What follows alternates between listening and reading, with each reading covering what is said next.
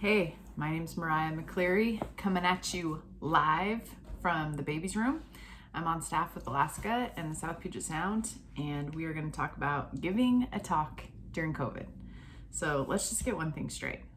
When you give a talk, usually kids already know you, and so if you look too good, it's weird.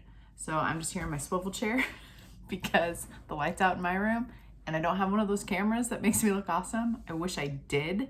Then maybe COVID would be the year where I'm tall.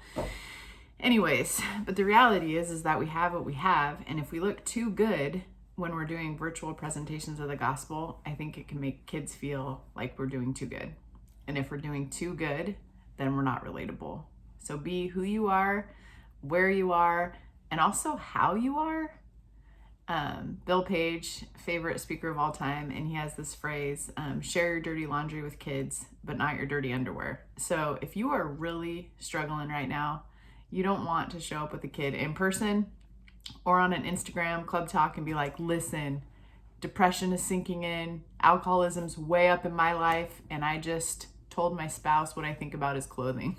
Like, you don't overshare, but it's absolutely okay to not be a hype person on a club talk right now because our kids are not hyped. So it's okay to say, I'm not really feeling a motivational talk, but I need one. And so let's look together at the Bible. That's okay. The second thing is that this isn't anything new. Every single story in Scripture is done during a time of hardship or transition, or oftentimes people are in fear, or they're running, or there's government unrest or racial stuff happening or medical needs. And those are all the things that we're facing right now. So if ever there's a time that Scripture comes alive in our generation, I think we're in it. And so one of the things we're going to do today is take an opportunity to make the gospel come alive in the real life experience that we're having. And so I didn't spend a lot of time researching. I just randomly picked one that I think is really fitting. And it's actually in Luke, and it's Luke 24, and it's the road to Emmaus. And the reason I love this passage is it's not a large group setting, and it's people that had a plan, and they had activities planned, and they all got blown up. Sound familiar? Everything that they thought was going to happen didn't happen. And so what did they do? They went off by themselves on a walk. And so these two guys are walking, and it says on the first day of the week, very early in the morning, just kidding, that's not where we're starting. We're starting in verse 13, and it says, now that same day, two of them were going to a village called Emmaus, about 7 miles from Jerusalem. They were talking with each other about everything that has happened. And as they talked and discussed these things with each other, Jesus himself came up and walked along among them, but they were kept from recognizing him. How often are our kids getting to see Jesus and they don't even know it's Jesus? They're walking and they're talking and they're just going over and over and over all the stuff that's so discouraging. And Jesus is trying to interrupt them and they don't even see him. Are you interrupting kids? Are you showing up at their door? Are you calling them late at night when they're awake? Are you hopping on Xbox and killing it at Minecraft? Are you a Pokemon Go-aholic? Are you Domino's favorite pizza delivery guy right now? What is it that you're showing up and interrupting kids with? And then when you interrupt them, are you interrupting them with a refreshed heart? If your heart is weary, which it has every right to be, go to the Lord and ask him to give us a fresh heart. There's passages on your handout just over and over and over where Paul's going to other believers and he's saying, I'm going to refresh their heart. I'm going to strengthen their heart. I'm going to encourage their heart, because out of our heart comes our words.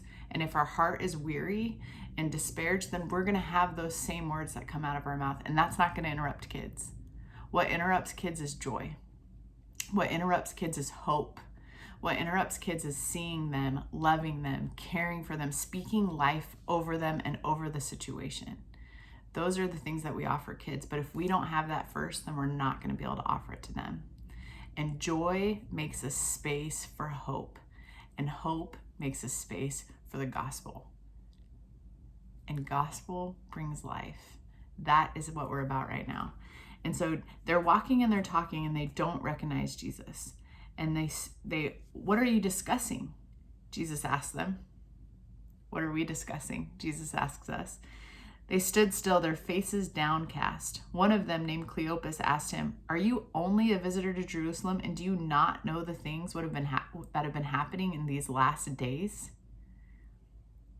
"What things?" Jesus asks. I love this. Jesus lets them be the expert. Is that not a Young Life talk?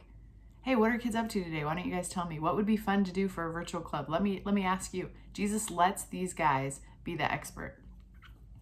"About Jesus of Nazareth," they replied. "He was a prophet, powerful in word and deed before God and all the people. The chief priests and all our rulers handed him over to be sentenced to death, and they crucified him. But we had hoped." We had hoped that he was the one who was going to redeem Israel. And what is more, it is the third day since all this took place. What's more is it's the third lockdown. It's the third COVID, whatever. It's the third. Like, not only is hope gone, but hope is gone, gone, gone. And Jesus listens to the whole thing. He lets them get out all the complaining and all the lamenting and all of the hurting and all of the wondering and all of the talking. And he just keeps going 7 miles. I haven't walked 7 miles with a kid in a while. Maybe ever. Let's be honest. I definitely have never ran 7 miles. But are you walking the long, slow walk with kids so that they can get to where their hope was lost, and then even more? What comes after that? Their despair, and then even more. What comes after that is they just keep talking and keep talking. And it says, "In addition, some of our women amazed us. They went to the tomb early this morning, but didn't find his body. They came and told us that they had seen a vision of angels and said he was alive. Then some of our companions went to the tomb and found it just as the woman had said. But him they did not see." Are you telling people about miracles? Miracles in your own life, miracles in your provision, miracles in your testimony, miracles in your story. These women came and they just totally confused these guys because they told them about a miracle. And it didn't make any sense, but they were still thinking about it. The thing about miracles is they don't make sense to people, but they can't get them out of their mind. They just can't stop thinking about miracles. Don't keep the miracles of your life to yourself. Tell somebody. And if you've forgotten, ask the Lord to remind you. He knows all the miracles in your life, and he'll bring them to mind, and then you will speak of them. And as he's bringing them to mind, your heart will be strengthened and you will begin speaking life. Don't give an old talk about something Jesus once did. Give a new talk. Because when you're giving a talk that's new, it's not giving a talk. It's having a talk. Have talks with kids. Whether it's on a video or whether it's face-to-face or whether it's through a plexi screen at the pedicure place, which is horrible because you can't hear and you can't see their faces. Wouldn't encourage that one. Whatever it is, make sure that you're not talking at kids, but talking with kids. And not about a God you knew or a Jesus you once saw, but the one that's bubbling up out of you that you can't help but share. So Jesus listened and he said to them, "How foolish are you and how slow to believe all that the prophets had spoken? Did not the Messiah have to suffer these things and then enter his glory?" And beginning with Moses and all the prophets, he explained everything. He had time. He gave them time and just started at the beginning. That's the gospel sequence, the very beginning.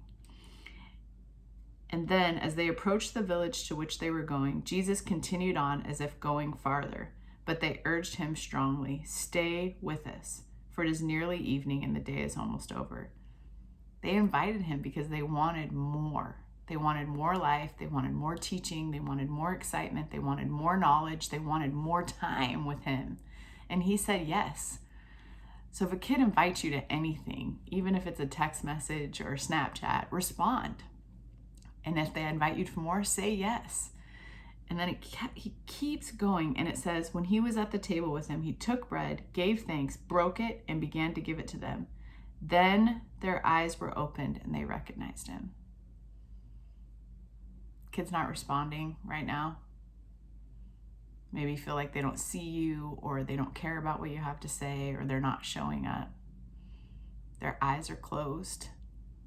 Even Jesus had that experience with his Young Life kids. But then it happened. Their eyes were opened. And then Jesus disappeared. and they said their hearts were burning within them. It's okay if you're discouraged at being a young life leader right now. You still got to speak the hope and still make an opportunity and still show up. So there's a couple things that I think are really important when having talks with kids or giving talks with kids or club or whatever we want to call it. First one is interrupt the cycle. High predictability is low impact. Don't always look good and show up. Wear your weird shirt. Bring your cat. Take a footage from your front yard on a porch swing. Go to a kid's house. Like, whatever it has to be. Monotony is definitely not how Jesus rolled. In fact, there's never a miracle that I can find where that happens the same exact time every way. Because he's so creative. So be creative. And if you're not creative, ask a kid to help you be creative. And if you don't have any creative kids, call me. I'll talk creative talk with you all day. Let's try it. Where's Waldo around the neighborhood? I have a friend that's doing sing-a-grams like for Valentine's Day. We brought an ice cream truck. You can eat ice cream any time of year. Roll up to their house with the little song going and honk a horn and come out in an Easter bunny suit. Whatever. Don't be monotonous. The second thing is listen, listen, listen. Jesus listened and listened and listened and listened and pray. While you're listening, pray that you wouldn't just hear with your ears, but you'd hear with your heart what a kid is really saying. They might be saying they're okay and they're fine. Are they? The Lord will tell you. Do they need a hug? Do they need encouragement? Do they need help with a job resume? Do they need a meal? What do they need? The Lord will tell you what your kids need because he knows, and he knows what we need. Keep it short. It's always better for kids to ask for more. Like, hey, that was such a good club talk. I have some questions. Like, my favorite's when they go to get out of the car, after they've signed their waiver, obviously, and they turn and they have a question. They've been waiting and they just don't want to go home until they have the rest of the question answered. Make sure you allow tons of time at drop off to ask every single question that a kid's going to have because we don't know what's going to come up. And then be fun. Oh man, even if you're bummed, you can be fun. You can just talk about it and be like, yeah, I'm 48 years old and I work full time and I'm super sad and I'm bummed and I'm about to grow a mustache and I'm thinking about getting a mullet. What do you think about that? Should we try some looks on? You don't have to pretend that you're having fun to be fun. Think of what would be fun for a kid and try it. The whole fact that you try it makes it fun. If you haven't played Just Dance lately, maybe you should. And maybe you play it on FaceTime. And maybe you're a horrible dancer. And that makes it even better. The last thing is see practical needs and meet them. Jesus ate food with them. And he walked with them. He was exercising. He was on an adventure. And he had a meal. During COVID, do something with a kid. Not in COVID. Do something with a kid. In good times and in bad times, bring a meal. There's going to be economic opportunity to serve families right now that we might not have in another time. If you're doing something, if you're doing shopping, if you have a donor that wants to help, if you have a church that wants to help, there's a great opportunity for meeting practical needs. And practical needs make a space to address spiritual needs. And while you're at it, think about the whole family. We have an opportunity to get to go into homes, to go on the porch of homes, to talk to kids in their homes, to be a conduit between the school and students in a way that teachers don't get to be right now. Don't miss it, Young Life. For a time such as this, for a kid such as the one in front of you, for the one you don't know yet, for the one that's waiting desperately if there's more to life. God can use you to be the answer to that prayer, but you have to be ready. Your heart has to be refreshed. And if it's not, ask him. And then what comes out in your talk is going to be life-giving. You can prepare your words all day, but if your heart isn't prepared, please don't speak. Kids don't need more words. They don't need more videos. They don't need more screens. They need more hope. They need more truth. And they need more time with an adult that cares about them. I know you didn't sign up for this, but you signed up for that. And that opportunity with kids is still there and readily available. If Jesus had to walk on a road for 7 miles to share the gospel, I think we have some hikes to book. Bless you as you go.